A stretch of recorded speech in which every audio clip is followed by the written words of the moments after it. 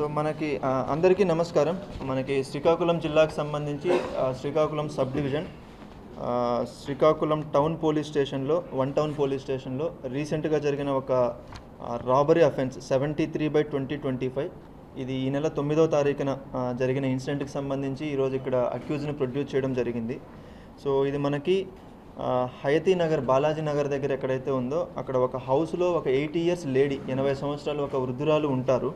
So ఆవిడ దగ్గరికి ఇతను జీరు సురేష్ అలియాస్ నాగేశ్వరరావు, సో ఈయనకి 24 ఇయర్స్, ఈయనది ఎచ్చర్ల మండలం కొయ్యం పంచాయతీ కొత్తికురిమి నాయుడు విలేజ్కి సంబంధించిన వ్యక్తి.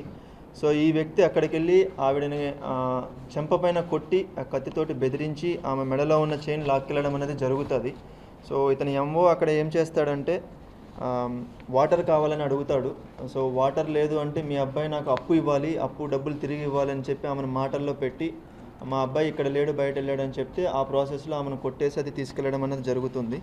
సో దానికి సంబంధించి ఆ చైన్ ఏదైతే తీసుకెళ్ళాడో ఆ చైన్ని రికవరీ చేయడం జరిగింది. అతన్ని మనం ఈరోజు అరెస్ట్ చేయడం కూడా జరుగుతుంది. సో ఇతని పైన మనకి ఓల్డ్ అఫెన్సెస్ 2 ఉన్నాయి. ఒకటి 380 అంటే థెఫ్ట్ కేసు, 2 టౌన్ పోలీస్ స్టేషన్లో ఒక థెఫ్ట్ కేసు ఉంది. అది కూడా రీసెంట్గా అతన్ని మే నెలలోనే అతన్ని అరెస్ట్ చేసి రికవరీ చేయడం జరిగింది. సో దానికన్నా ముందు మనకి అతనిపైన ఒక ఎక్సైజ్ యాక్ట్ కేసు కూడా ఉంది మనకి రేగడ ఆమ్దార్ వలస పోలీస్ స్టేషన్ విజయనగరంలోకి సంబంధించి. సో ఇతనిపైన ఆల్రెడీ షీట్ కూడా ఉంది. ఇతను రీసెంట్గా ఇక్కడ లేడు, బయట ఉన్నాడు. మనకి మే నెలలో అరెస్ట్ అయిన తర్వాత బయట వేరే ఊరికి వెళ్ళిపోయాడు. మళ్ళీ ఇక్కడికి వచ్చిన తర్వాత సడన్గా ఇది చేయడం అనేది జరిగింది. సో ఈ కేసుతో పాటు కూడా మొత్తం ప్రాపర్టీ రికవరీ చేసి ఈరోజు అరెస్ట్ చేయడం జరుగుతుంది.